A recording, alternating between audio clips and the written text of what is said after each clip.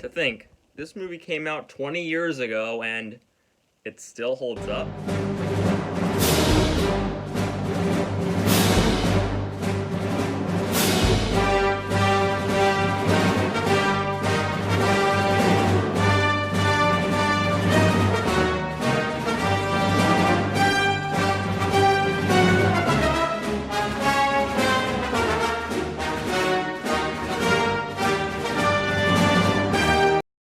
Hello, everyone, and today I'm taking a look at Star Wars Episode 1, The Phantom Menace. Yes, I actually do own this movie on DVD, along with the entirety of the prequel trilogy, but I don't own the original trilogy, so yeah, but I will get the original trilogy for Christmas, I think. So, yeah, it's time to take a look at where all this conflict started at, with Episode 1, The Phantom Menace.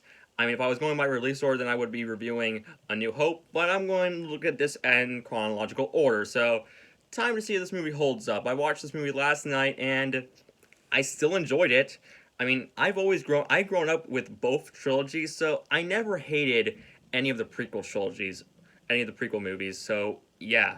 So, let's take a look at the plot. The plot of the movie is that it's about a Jedi Knight named Qui-Gon Jinn and his apprentice Obi-Wan Kenobi, who I'm sure won't be a very big character later on in the franchise, as they try to solve the problem with the galactic trade routes on... Sorry, I fell asleep due to boring politics in a Star Wars movie. Like, seriously, imagine what happened 20 years ago in 1999 when people read the text scroll, you're like, galactic trade routes? What? Like, seriously. And on this way of trying to stop the villainous Viceroy Gunray from making a treaty with the Naboo people, they find young Anakin Skywalker, who I'm sure won't become an evil tyrant later on in the franchise. And with their help, they're able to take on Darth Maul, who, yeah, he gets better over time. And yeah, you basically know how this movie goes.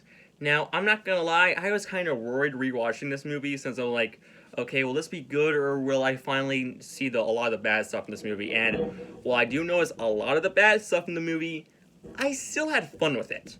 Like, it's not that bad in my opinion, since, like I said earlier, I grew up with both the prequel trilogy and the original trilogy, so I never had, like, a bias to any of them. So, yeah. In terms of the bad stuff, which there are a lot, let's take a look at them real quick. First off, some of the CGI. Now, some of the CGI, 20 years later, holds up in my opinion, especially the stuff like Gungan City. It looks good in my opinion, though you can kind of tell it looks like a green screen sometimes. And also, oh boy, Keira Knightley and Natalie Portman.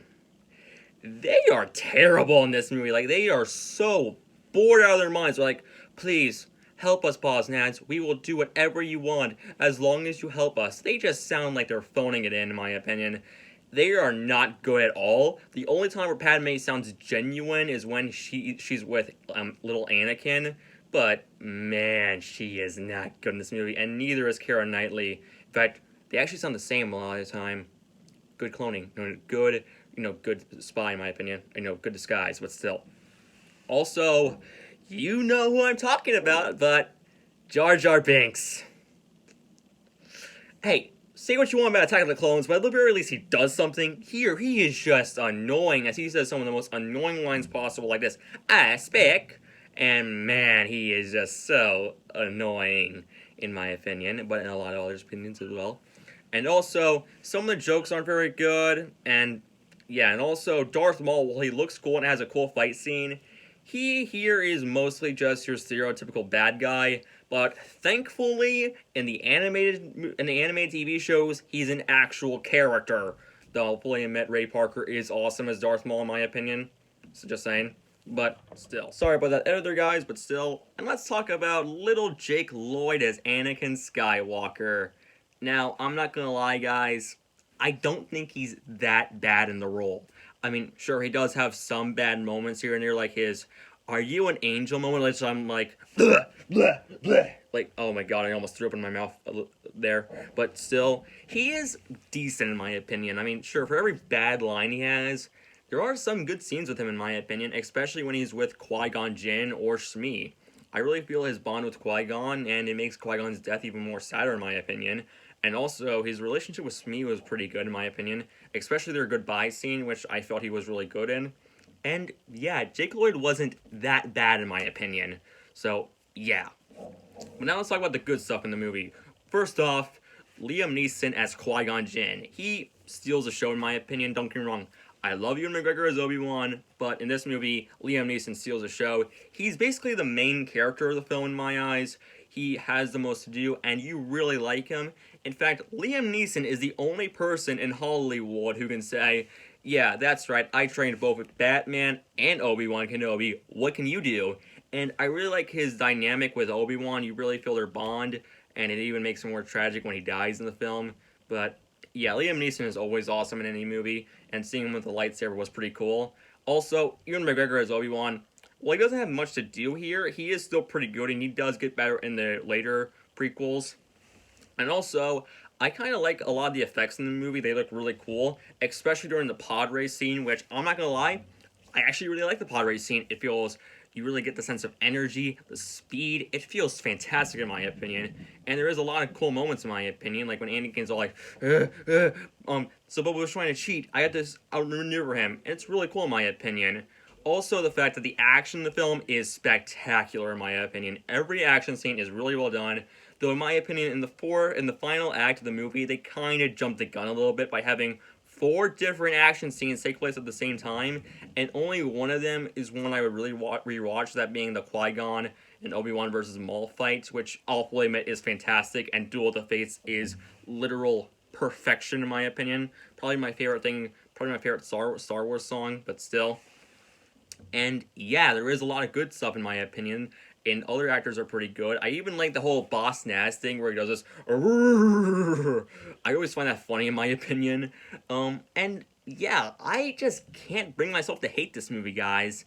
I know this is a very short review, but I'm sorry, I can't hate this movie. I actually personally really enjoyed the film. There is some stuff to critique there, and trust me, there is. But overall, I like this movie. I mean, it's not perfect in my opinion, but it's not that bad in my opinion. Sure, yes, there is a lot of CGI, but there's a lot of moments where I genuinely feel like, okay, yeah, that's on a real set in my opinion. The planets look breathtaking in my opinion for a 1999 movie. And to think, this movie is now 20 years old, and I also like some of the stuff like the Puppet Yoda and Liam Neeson, and yeah, overall, I enjoyed The Phantom Menace. I'm probably going to have to give this movie a 7 out of 10 in my opinion. Well, not a 7, maybe a 7 or a 6 out of 10. It's not that bad, people. Like, seriously. It's not as good as the original trilogy, but that doesn't automatically mean it's the worst movie ever made. I don't see how this movie stole anyone's childhoods, but yeah.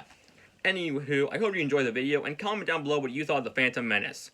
Join me next time as we take a look at everyone's favorite Star Wars movie, Star Wars Episode 2, Attack of the Sand. See you all later, and bye.